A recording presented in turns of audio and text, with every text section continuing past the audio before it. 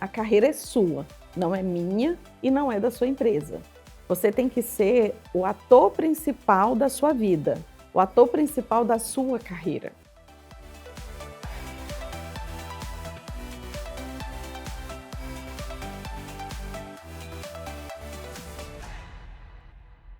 Sabe aquela manhã que você acorda super feliz porque um grande projeto está chegando num momento brilhante, que é conseguir capturar 100 grandes histórias, histórias únicas, histórias que vão nos motivar principalmente a seguir uma jornada de superação. E a minha entrevistada de hoje é um exemplo disso. Veio de uma cidade do interior de Minas, Teófilo Otoni, de uma família muito forte, de mulheres muito guerreiras.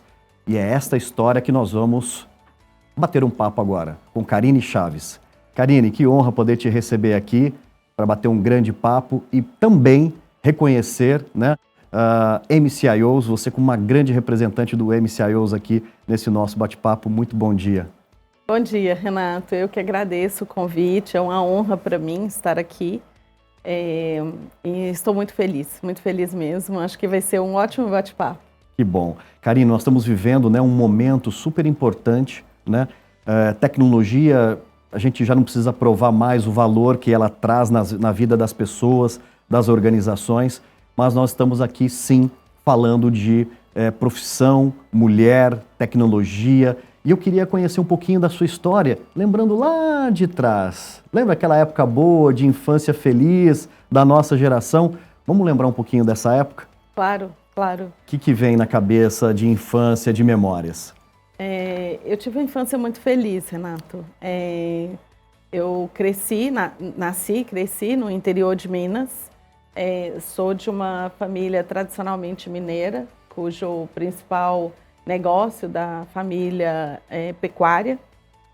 E então eu cresci no meio da rua, com brincadeiras de rua. Que maravilha! Com férias, feriados, sempre indo muito para a fazenda, então no meio da natureza. E isso traz até hoje para mim, quando eu quero fugir de vez em quando, sabe, que você está precisando. Eu sempre escolho um hotel fazenda, algo aqui próximo de São Paulo, mas que sempre remeta a essa questão do interior, da comidinha mineira, sabe? Não é? Ou seja, eu chamo isso, Karine, do nossa Disneylândia da nossa geração, né? Sim. Fazenda, campo, férias com os avós, são Exatamente, memórias lindas, né? Exatamente. Passava, às vezes, o mês inteiro, assim, na fazenda. Eu nasci em Teófilo Otoni, é difícil falar Teófilo Otoni, eu estou me segurando aqui, porque quem é de Teófilo Otoni fala Teófilo Otoni, que é conhecida como a capital mundial das pedras preciosas. É uma cidade do nordeste de Minas.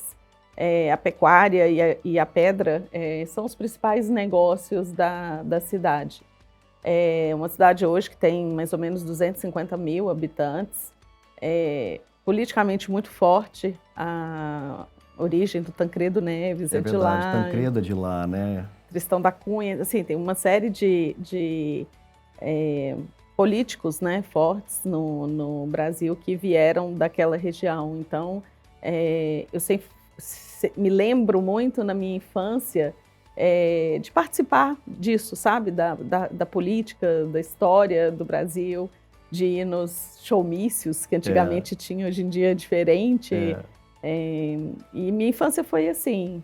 Belas lembranças, Karine. Poxa, que bacana. Karine, a gente sabe que na nossa época não existia a tecnologia, obviamente, de hoje, nem os conceitos de hoje, né? Mas já era um momento que a gente começava a experimentar um pouco da eletrônica, um pouco do início, né, de alguma certa tecnologia, né? Assim, televisão em casa a gente já pegou, sim, sim. Né? Mas talvez os videocassetes, talvez os aparelhos de música. Como que foi a sua primeira relação com a tecnologia da época, né? O que te impactou para que você pudesse depois ir construindo essa linda jornada, Karine? Renato, de bate-pronto assim, né? Lembrando de infância, acho que a primeira equipamento tecnológico que eu tive foi um Atari. Um Atari. Foi o meu também. Foi o meu também. Me lembro dos joguinhos, os famosos Pac-Man. Enduro, né? Enduro. Aquele do aviãozinho, esqueci agora o nome. Esse foi o primeiro contato que eu tive, de fato, com algo mais tecnológico, assim. Mas, para falar do futuro e decisão de carreira, de formação, eu até gostaria de ter uma história mais glamurosa para te contar, mas o fato é que eu me apeguei muito, eu sempre tive muita facilidade com matemática, lógica, raciocínio lógico. Eu sempre tive essa facilidade. E, por outro lado, eu sempre tive uma vontade muito grande de ser independente, muito cedo. E na época eu me lembro, quando eu estudava, de ler a respeito, e a área de tecnologia, o curso de ciência da computação, falava-se muito que computação, tecnologia... Era coisa do era o futuro, né? Era muito disso. promissor, que seria uma carreira onde você conseguiria um emprego com uma facilidade maior, com uma boa remuneração. E o meu interesse, sendo bem transparente com você na época, era o que eu posso fazer, que eu vou ter meu dinheiro logo para eu poder fazer minhas viagens, porque eu amo viajar. E eu queria era viajar com os meus amigos. E, graças a Deus, eu venho de uma família que me deu conforto e meus pais sempre estimularam muito essa questão das viagens, da cultura, mas eu queria mais. E tudo tem um limite, né? E eu fui educada com uma educação financeira muito forte, que eu até acho interessante, para mim foi muito positivo. Eu tento, inclusive, fazer isso com meu filho, e eu vejo que, na minha visão, até uma deficiência grande nas escolas, que muitas vezes você chega na vida profissional, faculdade, começa a ter a sua vida, o seu dinheiro, e muitas pessoas não sabem ainda lidar com isso, né? Então, essa independência que eu tanto buscava, essa vontade de ter uma profissão onde eu pudesse ter uma remuneração mais rápida, foi o que me levou para fazer o curso de ciência da computação. E na computação, eu me apaixonei. Assim, eu me lembro que no segundo período de faculdade, ou seja, segundo período de faculdade, você não sabe nada, né? Ainda nada, né? Nada, literalmente. E os murais, assim, eu fiz graduação na PUC, em Minas, e os murais sempre ficavam com um papelzinho de estágio. E eu olhava aquele negócio e eu falava assim, acho que eu vou me candidatar. E aí eu lembro que os meus colegas ficavam assim, candidatar o quê? Você mal aprendeu a ligar o computador agora. E eu vou me candidatar. E me candidatei, no segundo período eu já comecei a fazer estágio. Então eu fazia a faculdade e fazia o estágio. E sempre naquele negócio, tipo, é um dinheirinho extra, né? E aí eu fui fazer o estágio, fiz estágio ao longo de todo o meu curso. Quando eu me formei, eu achei que eu ainda não estava pronta o suficiente para o mercado. Eu me lembro que assim, um momento foi muito marcante para mim. Eu tinha formei, comecei a me candidatar nas propostas de trabalho. Recebi uma proposta na época da Philips, e eu estava indecisa se eu ia trabalhar ou se eu ia continuar estudando. E eu falei, bom, se eu acabei de graduar, já consegui uma proposta, se eu fizer um mestrado, a chance de eu conseguir algo melhor é grande. E eu não me sentia pronta ainda, eu achava que tinha muito fundamento que eu precisava, que eu não tinha obtido ainda na graduação. E eu fui fazer mestrado. Isso, começo dos anos 2000, final de... Exatamente. Era nessa fase, né? 98, 99. Pré-bug do milênio. Exatamente. Início da internet de verdade. Exatamente. Ótimo. E aí eu fui fazer o mestrado em Ciência da Computação na UFMG, na Federal. E o meu mestrado, ele foi exatamente focado em internet, e-commerce e máquinas de busca. Na época estava começando as máquinas de busca, assim, eu tinha, me lembro certo, do Alta Vista, o Google, era o começo, assim, e eu trabalhava num laboratório Eram 2 laboratórios que eram um do lado do outro, que era o laboratório de banco de dados e o laboratório de tratamento de informação. E ali no laboratório a gente começou a construir projetos muito voltados para a internet. E um dos projetos foi vendido para o UOL na época, que são os miners. Na época tinha Bookminer, CDMiner, que era o começo dessas pesquisas, só que mais focado em conteúdo, CookieMiner. E o Vitor Ribeiro, que foi a dissertação dele, que chamou a atenção do Luiz Frias, do UOL, chamou o Vitor para vir para São Paulo, convidou para poder fazer o launch do BOL. Na época da internet gratuita, daquela briga que estava, o UOL tinha uma estratégia muito forte, que o UOL era uma marca A, que na época se considerava uma marca A, e o Luiz não queria colocar o UOL para bater de frente. Então, ele queria criar uma outra marca que fosse bater com as internet gratuitas, porque o UOL era pago e a filosofia do UOL não era deixar de pagar. E aí criou o BOL, o Vitor veio para isso e me convidou. Na época eu ainda estava fazendo mestrado e eu falei para ele, eu preciso pelo menos terminar o meu mestrado, não posso largar o mestrado no meio. E foi muito interessante, porque eu defendi minha tese na sexta-feira, na segunda-feira eu estava trabalhando aqui em São Paulo já. Eu mudei no final de semana. Num super projeto, né? Com um propósito super bonito, no momento. Karine, acho que vale a pena a gente parar um pouquinho aqui para relembrar as pessoas, né? O que era esse momento ali dos anos 2000, final dos 90, começo dos 2000? Internet de escada. Sim. Você pagava assinatura no provedor para poder se conectar a ele. Tinha o custo do pulso, que era caríssimo, lembra? Caríssimo, caríssimo. A gente ficava 9, 10 horas da noite porque era mais barato, lembra, Karine? De madrugada. De madrugada, porque o pulso era menor. Então, mais. Só para trazer... Eu me lembro, a partir das 10 horas da noite contava um pulso só. Um pulso só. Isso. Esse era o grande detalhe. Então, assim... Época das BBS, das da BBS. vida. E foi quando surgiu essa questão do e-mail grátis, aí surgiu o Zip Mail, tinha o IG, né, um grande concorrente do UOL, a UOL veio para o Brasil. Então, no meio de tudo isso, Renato, que você lembrou bem, me traz uma emoção muito grande de ter participado disso nesse momento importante do Brasil, com grandes nomes. O Vitor depois foi ser head no Google, de produtos no Google, hoje ele é head de produtos na Gympass. Com o Caio Túlio Costa, que era responsável por todo o conteúdo do UOL, Nizam Guanais, criando o IG, ou seja, ter convivido com essas pessoas, assim, não tem preço, sabe? O que a gente viveu naquela época e o que a gente pôde aprender. Karine, está cravado na história da TI brasileira, da internet brasileira, essa passagem que você acabou de trazer aqui, ou seja, esses nomes, essas empresas são as que tracionaram o início da internet no Brasil e depois, né? Exatamente. É um pouco disso que a gente já vê hoje. Karine, se sentindo pronta, né? Missão do mestrado entregue, o início de uma jornada profissional, né?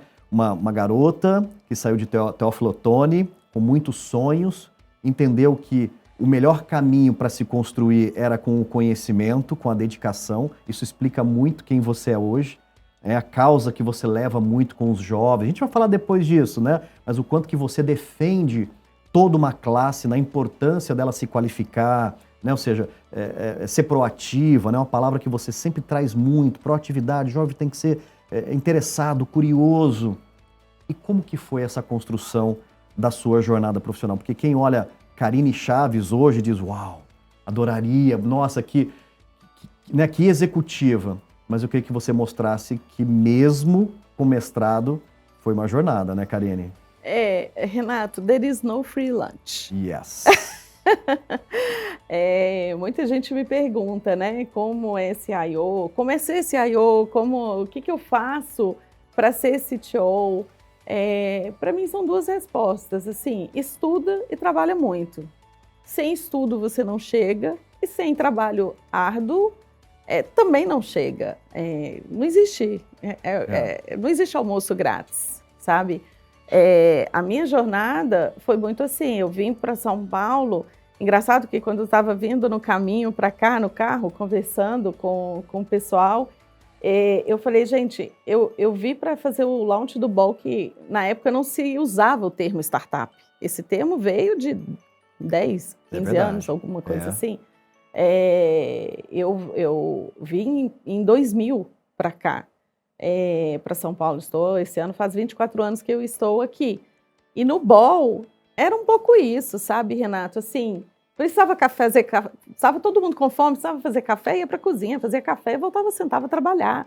Putz, estava todo mundo atolado, precisava pegar um almoço, descia, era na Paulista na época, descia, comprava alguma coisa.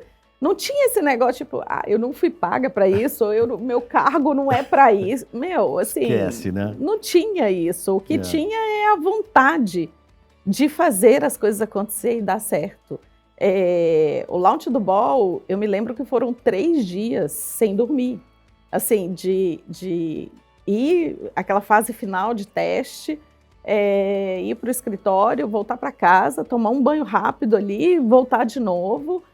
E não tinha esse negócio, vai me pagar hora extra, sabe? Uma coisa que, não que eu acho que isso era saudável, você viver desta forma, mas não ter essa preocupação e achar que essa questão do salário, do benefício, da remuneração, ela é uma consequência do que você faz.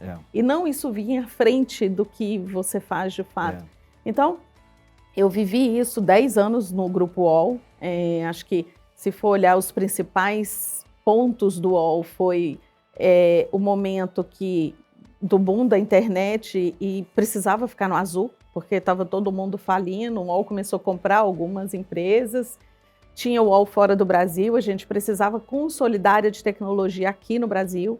Então, esse foi o primeiro grande projeto da minha vida, foi trazer toda a área de tecnologia do UOL, Latam, para o Brasil.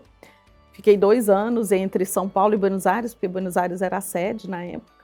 Então, acho que esse foi o primeiro grande projeto. Depois veio um segundo grande ainda no UOL, foi quando o UOL decidiu lançar o PagSeguro. Aí a gente fez todo o projeto de launch do PagSeguro, e na época muito similar ao que era a nossa referência, era o PayPal.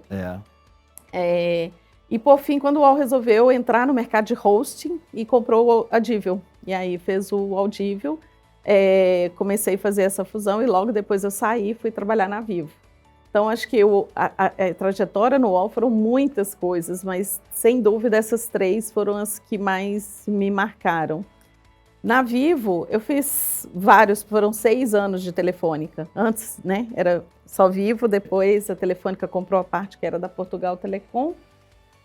E ali os projetos foram muitos projetos de M&A, porque na época a Telefônica começou, a Vivo e a Telefônica comprar as operações estaduais, né? Então teve a fusão com a Telemig celular em Minas, a de Brasília, o grande projeto que foi quando teve a fusão com a Telesp, ou seja, a Vivo era só móvel, aí entrou a telefonia fixa junto. Depois teve a compra da GVT, e aí teve a fusão não fusão, mas a GVT veio para debaixo da Telefônica, e aí começou a trabalhar com essa parte de fibra, já pensando no futuro, né? A Vivo tem muito essa questão da inovação e sabia que a telefonia celular por si só não ia se sustentar, precisava de algo mais, e foi quando entrou nesse mercado de fibra.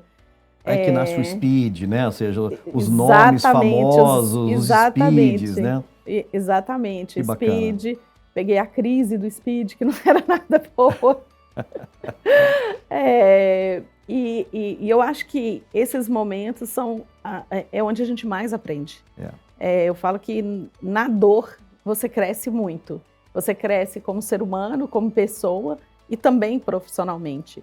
A crise do Speed foi uma loucura, assim, foi quando a Telefônica resolveu trazer quase a Espanha inteira para cá, para assumir e tomar o controle da situação e conseguir recuperar, né, toda a questão do impacto que vinha acontecendo com os problemas do Speed. Que bacana. E depois disso, eu tive uma passagem muito rápida pela Claro, e depois fui para a Tivit. Na Tivit fiz muitos projetos de transição e transformação digital. Acho que ali foi um grande salto para mim, principalmente porque foi quando começou a ter muito movimento para a nuvem, jornada para a nuvem, as empresas migrando para a nuvem, criando nuvem privada, indo para a nuvem pública. Então, fiz grandes projetos disso, empresas como Petrobras, CEMIG, a própria Renner. Então, eu atendi todas as indústrias. Foi uma vivência muito rica, porque eu pude conhecer diversos negócios, inclusive o meu primeiro contato com as seguradoras, que é onde hoje eu estou, Sim. na indústria de seguros, foi através desses projetos de transformação, projetos na Unimed, na Sul América, em várias seguradoras que a gente participou. Que bacana. Karine, eu queria pegar alguns insights desse momento que você está vivendo, né? Mas me chamou a atenção uma coisa. O mundo de internet, provedores, depois as empresas de telecom, né? Assim, são empresas que revolucionaram a história, né, da tecnologia no nosso país. E eu queria fazer um link agora do ser mulher em tecnologia num segmento super técnico, né? Super de base ali, super a base que sustenta tudo isso que a gente vê em transformação digital. Como que foi, paralelo a essa construção, essa superação sua como mulher, né, com muito conhecimento, né, ou seja, uma super expert ali? Como que foi esse lado de mulher? Eu acho que a gente ganha muito deixando esse registro aqui também, Karine. Renato, eu tive a felicidade de trabalhar com grandes líderes. Eu reconheço isso na minha jornada. E até os líderes que não foram tão bons, para mim foi excelente, que é aquela coisa de você olhar e falar, putz, isso eu não posso fazer. Mas ser mulher realmente não é fácil. Hoje, graças a Deus, a questão da diversidade, inclusão, ela está muito mais respaldada pelas organizações. As empresas entenderam a importância da diversidade, não só por uma questão ética ou por uma questão de responsabilidade social, mas porque empresas diversas têm o seu potencial, têm o seu ganho maior em termos de retenção de talento, atração de talento, em termos de lucratividade. Então, hoje a gente já tem esse olhar mais avançado. Na época, não. Durante anos na minha vida, eu fui a única mulher sentada numa sala de reunião com homens. O que não foi ruim. Assim, até às vezes as pessoas me perguntam, né? Ah, mas você sofreu assédio, como que foi? Renato, eu acho que eu era tão desinformada a respeito desse tema, que se eu sofri, eu acho que eu nem sei. Porque eu estava tão mais preocupada com a importância do meu trabalho ali, a responsabilidade que eu tinha diante de liderar pessoas, diante de fazer parte de comitês executivos, que eu de fato não olhava muito para isso. Hoje, com o conhecimento que eu tenho, com a informação que eu tenho sobre diversidade, sobre inclusão, eu olho para trás, em alguns momentos eu acho que sim, sofri com isso, mas na época passou batido, sabe? Que para mim, hoje olhando, foi bom ter passado batido. Talvez se eu ficasse preocupada com isso na época, eu teria levado para um outro lado. Não foi fácil, exige muita dedicação, muito estudo, você tem que se provar a todo instante, principalmente porque você, quando começa numa carreira executiva, você lidera muitos homens em tecnologia. E o homem tem muito a questão da importância dele olhar para o líder e ver uma referência técnica. Não só uma referência de gestão, mas uma referência técnica. Então, eu sempre me preocupei muito em estudar, não para saber mais do que as pessoas que trabalham comigo de forma alguma, mas para saber discutir com elas. Para saber cobrar, para saber direcionar, para não ser enrolada. Importante. Então, eu falo que essa busca pelo conhecimento e profundidade, conteúdo, ela é muito importante. E o outro lado é você dar importância para o tema liderança. Fazer gestão de pessoas, se importar com as pessoas de fato, genuinamente se importar com o outro, procurar uma liderança situacional, porque cada indivíduo é único, então não dá para você ser um líder para o Renato igual vai ser o líder da Karine. O Renato é uma pessoa, a Karine é outra, independente de gênero, né, sexo, cor, raça, mas como pessoas mesmo. Então, essa liderança situacional, entender o outro, entender o momento da organização, da indústria que você se encontra. Então, são preocupações que eu acho que ela é importante e independe se você é mulher ou homem. É verdade. Entendeu? Karine, numa fase de ganho de maturidade, de experiência, de vivência, a gente começa a colocar muito propósito. Propósito na nossa vida passa a ser coisas grandiosas, né? E eu queria explorar positivamente aqui com você 2 propósitos. A mudança para um segmento sensacional.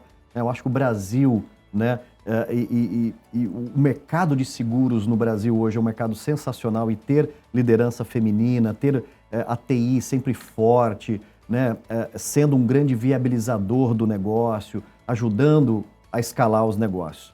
Queria pegar um pouquinho dessa importância da gente experimentar novos segmentos e se apaixonar por ele e ter propósito por ele, e em cima de propósito, falar um pouquinho de MCIOs também logo depois. E aí, vamos falar de propósito? Vamos.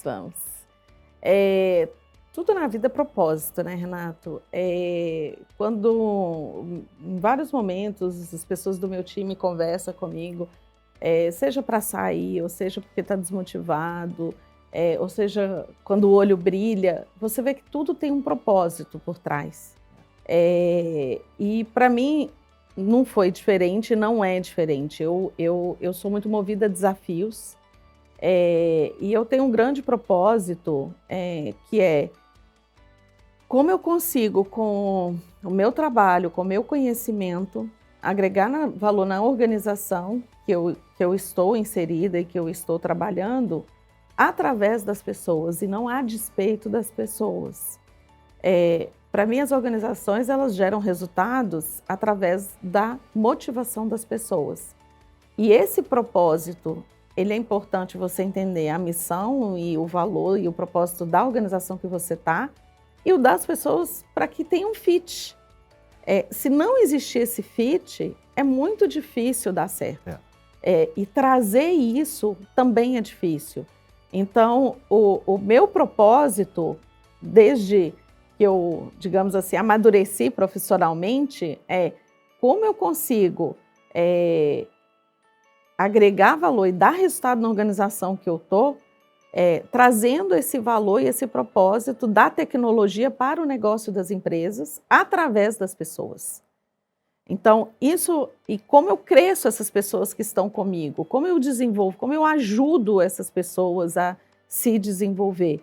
Então, o meu propósito, um deles é esse, e um outro que eu tenho muito forte é exatamente como eu ajudo as mulheres a alavancar a sua carreira, a crescer e a serem cada vez mais incluídas nesse mundo de tecnologia. Porque existe muito um preconceito do tipo, por incrível que pareça, né, a gente está em 2024, e ainda existe aquela coisa de tipo, a tecnologia não é para mulher. Tecnologia você tem que virar à noite, tecnologia eu não sei se eu vou poder casar, se eu vou poder ter filho. Tem tudo, vamos dizer, alguns mitos por trás disso que a gente precisa desmistificar. Então, a MCIO que você comentou faz parte desse meu propósito, de ajudar mulheres a entrar no mercado de tecnologia e como eu ajudo essas mulheres a se desenvolver nesse mercado. É para mulher, para homem, é para quem quer que seja, é para quem quer, na verdade. Que bacana, lindo propósito, né? É a tecnologia nos abrindo possibilidades para mudar a vida de pessoas. Sim. Né? Isso é muito bacana. E você sabe, Karine, que eu sempre faço isso e não vou deixar de fazer hoje, que é agradecer vocês do MCIOs. Dezenas, né, de associadas já sentaram aqui para um bate-papo e é um projeto que a gente é apaixonado, que a gente tenta sempre estar próximo, ajudando, dando visibilidade, abrindo esses diálogos, né? O mais importante é abrir diálogo, é conversar, é quebrar esses mitos, né? É olhar de uma forma igual, né, essas oportunidades. Né? Sim. Muito bacana. A MCIO tem 2 grandes projetos, Renato. Um é para as CIOs, CTOs, CDOs, CPO, porque hoje é CX, né? É tanto C. E o outro foi que a gente fundou há 1 ano e pouquinho, 1 ano e meio, mais ou menos, que é a MCIO do Futuro, que são aquelas mulheres que hoje respondem para o número 1 de tecnologia das empresas e querem um dia chegar lá, querem um dia sentar na cadeira de número 1 de tecnologia. O que essas mulheres precisam fazer para ocupar um dia essa posição? E aí a gente lançou o programa que é o MCIO do Futuro, onde a gente tem uma academia para fazer gestão e liderança, de treinar, para fazer treinamentos de gestão e liderança, mentorias, onde as próprias CIOs, que são mais experientes, fazem, né, esse treinamento, dão esse curso para as meninas e ajudam nesse processo de mentoria. É um projeto que eu particularmente me orgulho bastante dele. Eu também, lindo. E você capitaneou tão bem, né, claro, com o apoio de várias outras, mas uma ideia super bacana que brotou aí das suas ações, né? Sim, e da fundadora, né, que é a Ione Occo, que não tem como deixar de falar, que foi por onde tudo começou. Deixar o nosso carinho aqui pela Ione, já falamos dela no café, né? Fica registrado aqui o nosso carinho, a Ione está no nosso programa, é só procurar a grande história da querida Ione. Karine, uma história linda, uma história feita com muito cuidado, né? Feita com muita dedicação, com muito esforço. É nítido ver a forma que você construiu a sua jornada. Nada foi fácil, mas sem dúvida alguma, muito prazeroso, né? Poder devolver às novas gerações um pouquinho daquilo que a gente é, de fato, né? Não só a MCIO, Renato, mas as iniciativas que eu faço, mentorias, tentando ajudar de forma, obviamente, voluntária, o programa da ONU Mulheres, eu sempre, nas organizações de onde eu trabalho, eu tento levar a ONU Mulheres, eu sou voluntária. Atualmente não estou na ativa, mas já fui voluntária da ONU Mulheres, muito com esse intuito, né, de como ajudo a sociedade. E as mentorias que hoje eu faço de forma gratuita, outro dia uma colaboradora me procurou para saber um pouco mais como funciona, e eu falei assim, eu acho que é o mínimo que eu posso fazer para devolver para a sociedade um pouco do que eu recebi. Eu sou muito privilegiada de estar numa empresa como a Junto Seguros, onde eu estou hoje. É uma empresa maravilhosa, um grupo muito humano, com uma preocupação, uma responsabilidade social muito grande, muito preocupado com o país, o principal negócio nosso, né, fazer negócios que movem o país, que é o seguro garantia, fiança locatícia, ajudar o país a se desenvolver. Então, assim, poder estar hoje na posição que eu estou, responsável por toda a parte de tecnologia e inovação da empresa, numa seguradora que é líder de mercado, num grupo extremamente humano e com responsabilidade social, e o conhecimento que eu adquiri até então, a minha visão o mínimo que eu faço é poder devolver para a sociedade o que eu recebi, então por isso eu faço esses trabalhos. Lindo propósito, e eu assino embaixo. O que você está dizendo é, de fato, impactado ali positivamente na vida das pessoas e nós, como parceiros, né, a cadeia de parcerias também reconhece muito isso, um cuidado, um olhar humano, né, em tudo que vocês fazem. Muito legal, parabéns. Obrigada. Karine, chegou o momento de nós deixarmos uma mensagem, talvez para aquelas pessoas que a gente não vai ter a oportunidade de encontrar fisicamente, né? Mas como esse conteúdo ele é atemporal, a gente quer deixar isso como um grande legado, queria que você se dirigisse, né, a essas pessoas que estão nos assistindo e principalmente, né, quem está começando uma carreira, né, ou talvez está em dúvida se tecnologia ainda é algo legal, né? Ou talvez aquele que já está um pouco mais maduro e diz, poxa, eu não consigo dar o próximo passo. É uma mensagem, né, de alguém que chegou lá. e nada melhor do que vir de você, Karine Chaves. Acho que a primeira coisa que eu poderia falar é: tecnologia é muito legal. Tecnologia é de um dinamismo, é você acordar para trabalhar e não saber o que vai acontecer no seu dia. Por mais que você se organize e se prepare para isso.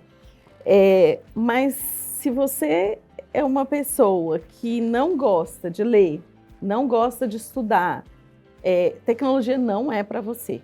Então, tecnologia exige muita luta, muito trabalho, mas a prática do lifelong learning, ela é extremamente importante na área de tecnologia. Um segundo ponto que eu coloco é: a carreira é sua, não é minha e não é da sua empresa. Você tem que ser o ator principal da sua vida, o ator principal da sua carreira. Protagonista, corre atrás. Não espera que o seu líder vai trazer a sua oportunidade, que a empresa tem a obrigação de desenhar a sua carreira. Não espere isso, não espere muito do outro, espere muito de você e faça você. E como uma mensagem final que o Renato me pediu, eu gosto de falar do ABC das oportunidades. Abrace a sua oportunidade. A oportunidade está aí para todo mundo, então abraça. Se você não recebeu ou não encontrou algo, B, busque a sua oportunidade. E C, compartilhe a oportunidade que você recebeu com o outro. Seja solidário, seja colaborativo, porque o mundo devolve para você. Linda mensagem, Karine Chaves, que lindo. É isso aí. Quando o coração fala, né, vem uma mensagem que com certeza vai conectar em outro coração, em alguém que está precisando ouvir, né, precisando se conectar com isso que nós estamos produzindo aqui. Karine Chaves, um momento super importante da nossa conversa, momento de lembrarmos de pessoas. Pessoas que se não passassem pela nossa vida, se nós não tivéssemos a encontrado, não seríamos a pessoa que somos hoje. Estamos falando desde quem nos deu a vida, até aqueles anjos que passam pela nossa vida no mundo do trabalho e tudo mais. Queria abrir um capítulo para relembrar, não necessariamente nominá-los, mas lembrar da importância de ter referência numa jornada de vida profissional. Renato, a primeira coisa para mim é Deus. Eu sou religiosa, sou cristã e sou muito religiosa. E eu não acredito que as coisas acontecem por acaso. Então, para mim, tudo na minha vida é Deus. Qualquer decisão importante, qualquer ação que eu vou fazer é Deus. Que bonito. Sim. Eu vim para cá, eu sento aqui, eu convido para sentar comigo. Eu vou fazer um painel, participar de uma palestra, eu vou começar um projeto importante, então Deus acima de tudo. Segundo os meus pais, assim, sou muito grata pela educação que eu recebi, educação financeira, a questão do estudo. Vim de uma família que valoriza muito o estudo sempre foi muito importante na minha casa, muito mais importante que qualquer outra coisa. Então, não tem como não deixar de mencionar isso. É verdade. Mencionar meus pais e meu esposo e o meu filho, porque hoje, para eu estar onde eu estou e fazer o que eu faço, eles precisam abrir mão de um pouco do tempo que eu tenho com eles, para que eu possa fazer algumas coisas. Então, a minha rede de apoio está muito, muito embasada no apoio e no suporte que o meu esposo e o meu filho me dão. Que bonito. Então, acho que isso é uma parte dessas pessoas. E como eu te falei, eu tive grandes líderes na minha vida. Eu não vou citar nomes para não causar ciúmes, mas em todas as organizações por onde eu passei, eu tive um grande líder que me deixou uma sementinha plantada e cada um deles eu carrego no meu coração. E como é bom lembrar num momento desse, né, Karine? Momento de humildade, de reconhecer que nós sempre seremos alunos, né? Mas temos que reconhecer aqueles que se dispuseram a nos ensinar um dia, até porque no momento que nós estamos nessa função de deixar um pouquinho de nós no outro, a nossa sementinha no outro, de sermos essa referência que você está dizendo, né? E tentar sempre ser a boa referência. Sim. E esse é um momento super bacana. Sim, e como eu digo, às vezes a gente até olha muito o líder que te trouxe, que é aquele líder referência, mas eu aprendi muito com os líderes que eu tive que não foram bons. E foi muito importante esse aprendizado, e eu carrego ele junto com a mesma referência dos outros líderes, sabe? Karine, eu também, viu? Eu também. Tem aqueles aqui guardados do lado direito e alguns guardados do lado esquerdo, sabendo diferenciá-los bem. Karine, sabemos que somos apaixonados por tecnologia, tá claro na nossa conversa que a gente ama o que a gente faz, né? Porque nos desafia a todo momento.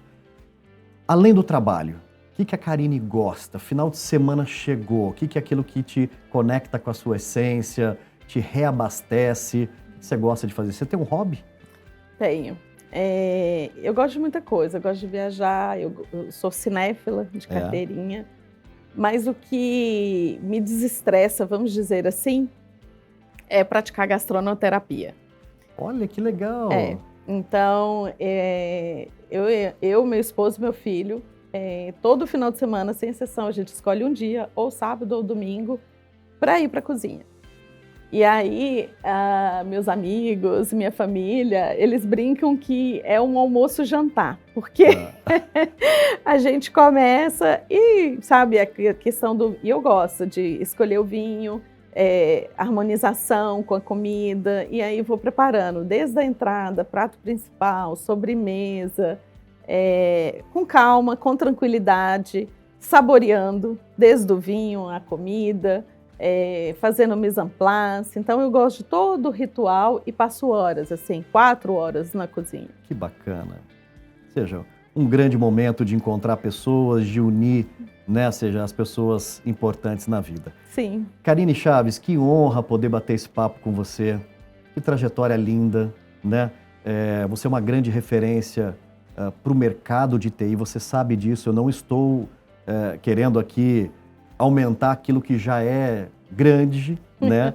Que é essa grandeza que você traz da sua liderança, da referência. Muito obrigado em nome de toda a comunidade de TI, né? E você se dispor a deixar um pouquinho aqui da sua história. Então, fica o meu sincero agradecimento e parabéns pela jornada. Eu que agradeço, Renato. Agradeço a oportunidade de estar aqui. Agradeço você e parabenizar esse projeto que é o Por Trás da TI, que, como você falou, é um legado. É um projeto de construção de um legado de tantas pessoas que viveram momentos difíceis, que exploraram oportunidades, criaram algo novo e estão deixando isso aí para a história de outros para poder aprender. Então, é um projeto lindíssimo. Imagino que vocês tenham muito orgulho dele, porque não tem como. E obrigada, nós que fazemos parte dessa comunidade de tecnologia, por poder contar a nossa história e podermos ser lembrados um dia. Obrigado, Karine. Obrigado pelo reconhecimento. 4 anos de muita dedicação, mais de 300 histórias documentadas e estamos seguindo firmes na jornada. Com o seu apoio e de tantas outras, seguiremos firme. Muito obrigado, Karine. Parabéns. Obrigada. Valeu.